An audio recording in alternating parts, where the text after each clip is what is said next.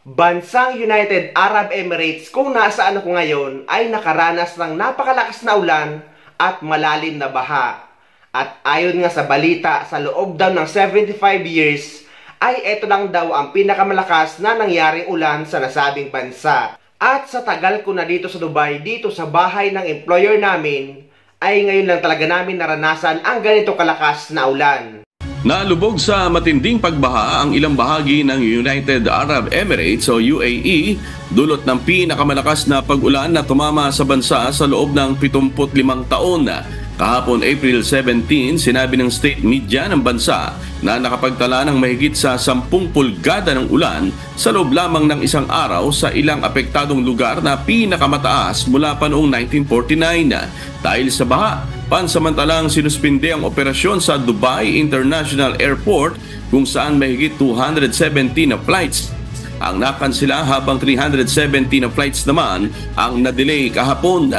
Ipinahayag naman ng nasabing paliparan na magtatagal pa ng ilang oras bago maisaayos ang kanilang operasyon. Sa sobrang lakas ng ulan at lalim na baha ay pinasok ang compound ng employer namin. At pati yung mga kwarto namin ay pinasok din ng tubig. At pati yung mga balikbayan box ng isa sa mga kasamahan namin na pauwi na sana sa Pilipinas ay nalubog din sa baha.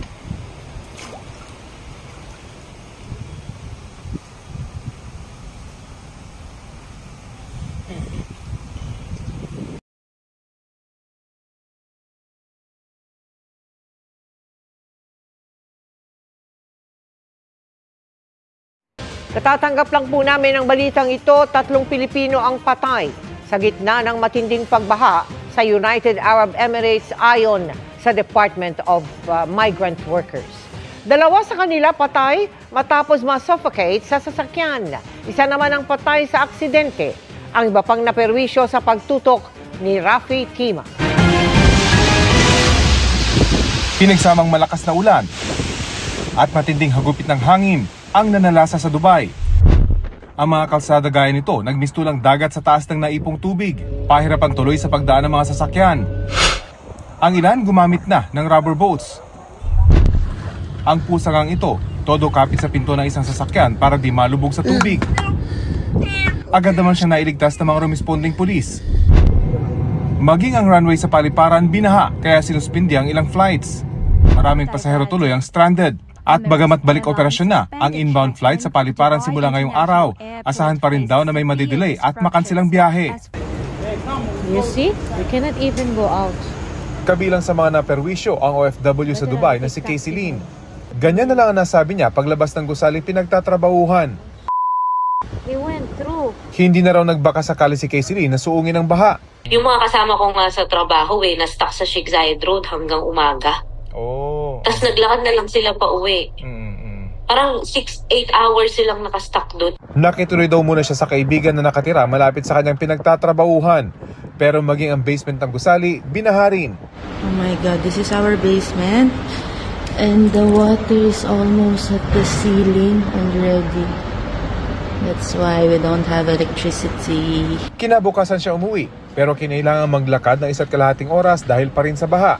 Balik trabaho ngayong araw si Kaysilin, pero may mga kalsadang baha pa rin hanggang ngayon.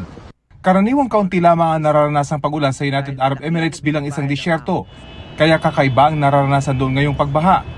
Ayon sa Local Meteorology Center ng Dubai, record-breaking ang pag-ulan na pinakamataas mula noong 1949. Ayon sa forecaster ng kanilang National Center of Meteorology, posibleng epekto ito ng climate change.